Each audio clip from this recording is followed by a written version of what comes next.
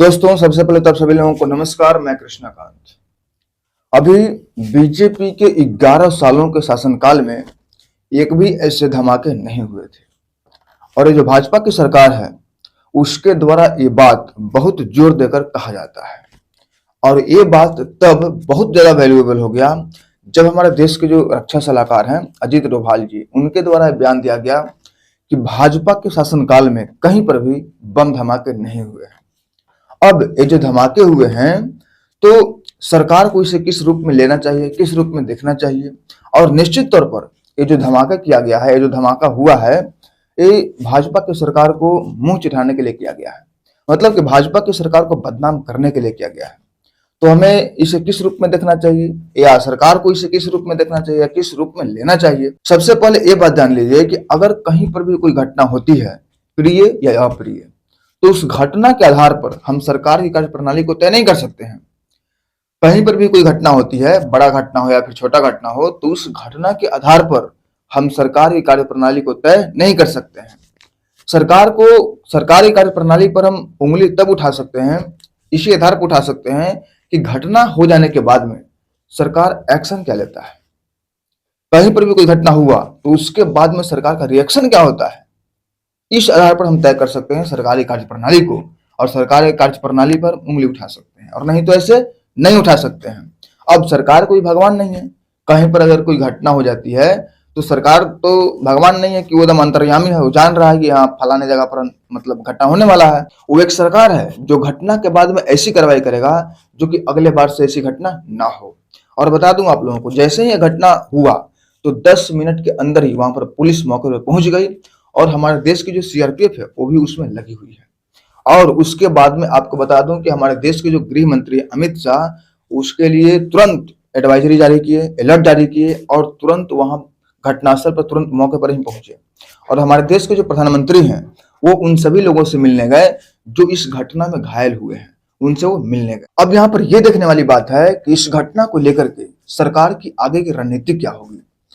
तो सबसे पहली बात, सरकार की जो रणनीति है एकदम साफ और क्लियर है। इस घटना में जो जो लोग शामिल हैं उनको किसी भी प्रकार से ना ही छोड़ा जाएगा और ना ही बख्शा जाएगा। और इसको लेकर के हमारे देश की जो जांच एजेंसियां हैं वो पूरी तरीके से लगी हुई है। अब हम लोगों को दूसरे तरीके से ये देखना चाहिए कि घटना को लेकर और हमारे देश की जो सुरक्षा एजेंसियां हैं इसको लेकर हमारी राय क्या होनी चाहिए।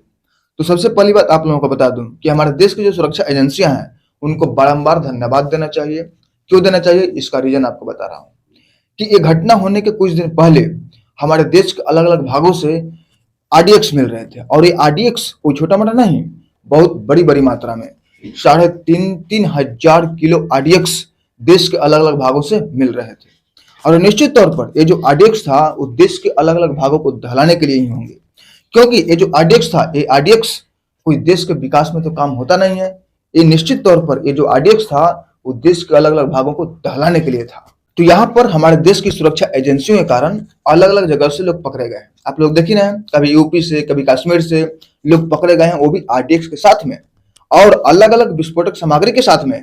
और तो और वो लोग हमारे देश की जो जनता है उसको नुकसान पहुंचाने के लिए और हमारे देश में पैनिक फैलाने के लिए इस तरह से प्रयास अलग अलग तरीके से कर रहे हैं। तो इन सबको एक साथ लेकर कड़ी कार्रवाई, और सरकार इन सबको अपने घेरे में लेने में लगी हुई है। अब इसको लेकर के सरकार को अलग अलग तरीके से मार भी झेलनी पड़ रही है।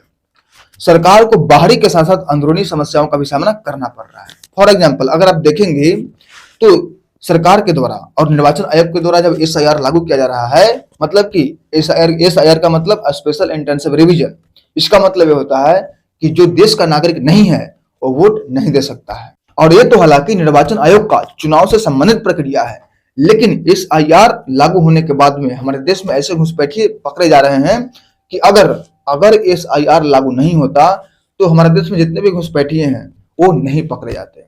और ये घुसपैठिए ऐसे होते हैं कि अवैध तरीके से हमारे देश में आते हैं और हमला करते हैं, कांड करते हैं और चले जाते हैं। क्योंकि उसको देश में रहना नहीं होता है, वो अवैध तरीके से आते हैं, हमारे देश में कोई कांड करते हैं और फिर उसी तरीके से देश से निकल जाते हैं। और भारत सरकार लाठी पीटते रह जाएगी, ऐसा वो लोग सोचते हैं।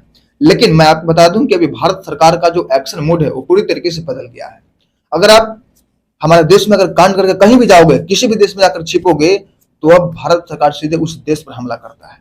जैसे कि अभी आप देख लीजिए, पहलगाम हमले के बाद में जिस तरीके से वो आतंकी पाकिस्तान में जाकर छिप गए थे, तो ऑपरेशन सिंदूर के द्वारा किस तरीके से भारत के द्वारा पाकिस्तान के ऊपर हमला किया गया, तो वो इसी चीज को दर्शाता है। लेकिन हमारे देश में जो घुसपैठिए होते हैं, तो इनके खिलाफ में सरकार अलग अलग जगह से कार्रवाई कर रही है।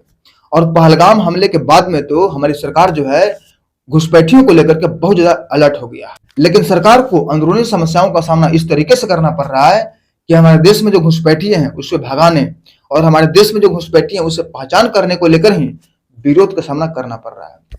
जो SIR है वो पूरी तरीके से संवैधानिक प्रक्रिया है और ये निर्वाचन आयोग का अधिकार है।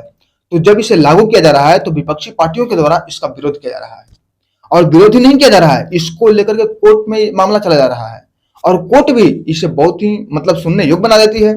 ये भी एक सोचने वाली बात है। कोर्ट ऐसे मामले को क्यों सुनती है जबकि ये बिल्कुल पूरी तरीके से संवैधानिक प्रक्रिया है। तो इस तरीके से देखा जाए तो जो घुसपैठ होते हैं वो एक बहुत बड़ा कारण होता है इस टाइप के आतंकवादी गतिविधियों को लेकर के, क्योंकि देश के लोगों को पता है कि हमारी सरकार बहुत ज्यादा कड़क है आतंकवाद को लेकर के। लेकिन जो घुसपैठिए होते हैं वो ये सोचते हैं कि अगर मैं देश में कोई आतंकवाद से संबंधित कोई घटना करता हूं तो घटना करने के बाद में हम देश में छिपकर नहीं रह सकते, हमें तुरंत भागना होगा। तो जिस तरीके से अवैध घुसपैठ होते हैं उसी तरीके से अवैध निकासी भी होगा। तो ये दोनों का बहुत बड़ा रोल होता है। और अगर आपको लगता है कि घुसपैठ वगैरह सब साधारण होते हैं और वो लोग जिन्हें बाहरी चीजों से मतलब नहीं है उन्हें इसका आइडिया नहीं होगा, आप घुसपैठ को अच्छे तरीके से समझिए। डेनमार्क जो कि एक डेवलप कंट्री है, विकसित देश है, खुशहाल देश है, वो कुछ फिलिस्तीन के लोगों को शरण दिया था। अब वहां पर स्टार्टिंग में तो एकदम अच्छे तरीके से रहे वो लोग, लेकिन कुछ समय के बाद में वो अलग अलग तरीके से उत्पात मचाना चालू कर दी और अलग अलग जगहों पर घटनाओं का अंजाम देने लग गए। अब चूंकि डेनमार्क में जो शांति व्यवस्था है वहां के लोग सभी तरीके से रहते हैं, इसलिए वहां पर शांति व्यवस्था है, तो वो लोग जो है वहां के लोगों के साथ में गलत बर्ताव करने लग गए। तो लोग सोचे कि हो क्या रहा है, ये देश में लोग कर क्या रहे हैं, क्योंकि जाहिर सी बात है कि वो लोग बर्बर टाइप के होते हैं। मैं किसी देश को लेकर नहीं कर रहा हूं, देश में छिपे हुए घुसपैठ को लेकर कर रहा हूं कि जो घुसपैठ होते हैं वो बर्बर टाइप के होते हैं। तो डेनमार्क की जनता को बहुत दिक्कत का सामना करना पड़ा। अब डेनमार्क की जो जनता है वो इसके खिलाफ में सरकार के सामने आवाज उठाई, तो सरकार इसे हटा नहीं पाई। कारण क्या है कि पहले वो लोग स्टार्टिंग में 100 की संख्या में थे, लेकिन समय जब गुजरा तो संख्या विस्फोट करके उनकी संख्या 1000 पार कर गई। अब वो सरकार के सामने दो डर है।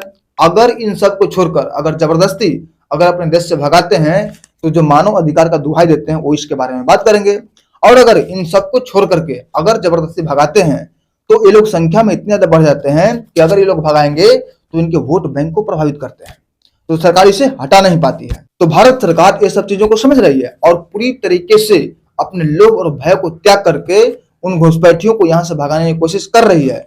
लेकिन देश का सबसे बड़ा दुर्भाग्य है कि इसका विरोध हमारे देश के लोगों के द्वारा ही किया जा रहा है। अब अगर दूसरी चीज देख लिया जाए तो जो डेनमार्क है वो एक और कारण से इसे भगा नहीं पाती है। पहले क्या था कि पहले आतंकवादी गतिविधियां बहुत ज्यादा हुआ करती थी, तो जो भारत सरकार है वो इसके खिलाफ में कड़ी कार्रवाई करता था। तो यही यूरोपीय देश इसे मना करता था कि ये मानव है, क्यों इसे भगा रहे हो। ये यूरोपीय देश इसके बहुत ज्यादा पैरवीकार बनते थे, और जब ये यूरोपीय देश में गए तो इसे भगा नहीं पाते हैं।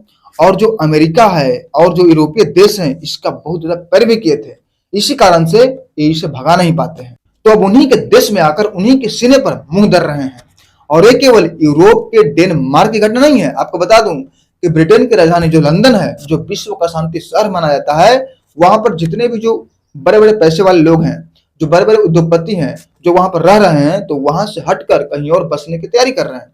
सोच रहे हैं ये बात क्यों? क्योंकि वहां पर जिस तरीके से अवैध घुसपैठ कर वहां जो बम धमाके कर रहे हैं, तो वहां की सरकार उन पर कार्रवाई नहीं कर सकती।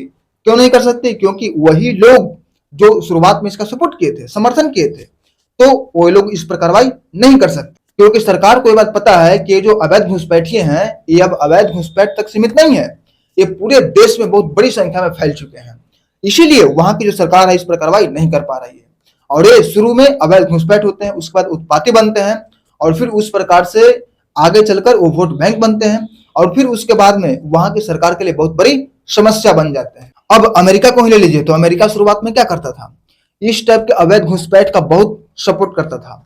जैसे कि भारत हो गया और बहुत सारे अन्य विकासशील देश में जब इस टाइप की घटनाएं होती थी और जब भारत सरकार इसका बहुत कड़े के साथ इसका विरोध करता था, इस पर कार्रवाई करता था, तो यही अमेरिका चिढ़ाने के लिए इन सभी लोगों को अपने देश में रखता था। ऐसे ऐसे कानून बनाकर रखता था कि कोई भी लोग किसी भी प्रकार से हमारे देश में आकर रह सकते हैं। लेकिन आज अगर देखिएगा तो अमेरिका का एक राज्य है कैलिफोर्निया और उसकी राजधानी है लॉस एंजलिस, जो कि अमेरिका का दूसरा सबसे बड़ा शहर है।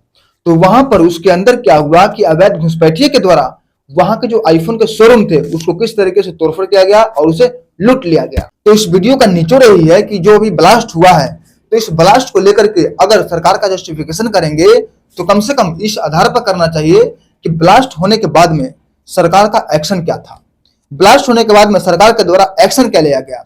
क्योंकि सरकार अभी जो मौजूदा सरकार जिस तरीके से अभी काम कर रही है, तो कोई भी सरकार काम करती जो जनता के बारे में सोचने वाली सरकार होगी वो भी यही काम करती। और हमारे देश की जो सुरक्षा एजेंसियां हैं वो बहुत ही काबिले तारीफ है, क्योंकि पहले हमारे देश की जो सुरक्षा एजेंसियां हैं पहले इनके कितने सारे ऐसे मंसूबे को नाकाम किया है और इतने सारे मात्रा में आरडीएक्स को मिलना ये इस बात को दर्शाता है कि पूरे देश को दहलाना ही था। तो दोस्तों ये जो एनालिसिस है, ये जो जानकारी है, आपको कैसा लगा कमेंट का माध्यम जरूर बताइएगा। तो दोस्तों फिर मिलते हैं एक नए वीडियो में, तब तक के लिए जय हिंद जय भारत।